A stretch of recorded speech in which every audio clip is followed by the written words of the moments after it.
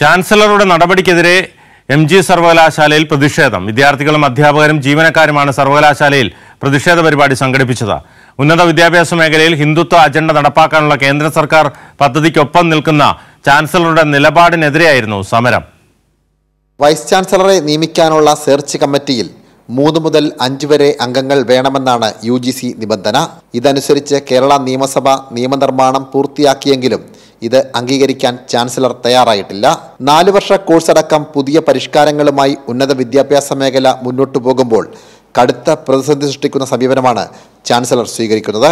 ഇതിനെതിരെയായിരുന്നു MG സർവകലാശാലയിൽ സമരം സംഘടിപ്പിച്ചത്. 100 കണക്കിന് വിദ്യാർത്ഥികളും അധ്യാപകരും ജീവനക്കാരും സമരത്തിൽ പങ്കാളികളായി.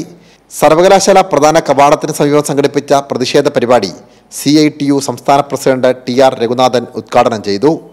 AKPCTA ജില്ലാ joint secretary doctor Joji John Panicker അധ്യക്ഷത വഹിച്ച സമരത്തിന് മഹാത്മാഗാന്ധി സർവകലാശാല employees association general secretary MS Suresh, സർവകലാശാല teachers association general secretary doctor MK Biju എന്നിവർ നേതൃത്വം നൽകി.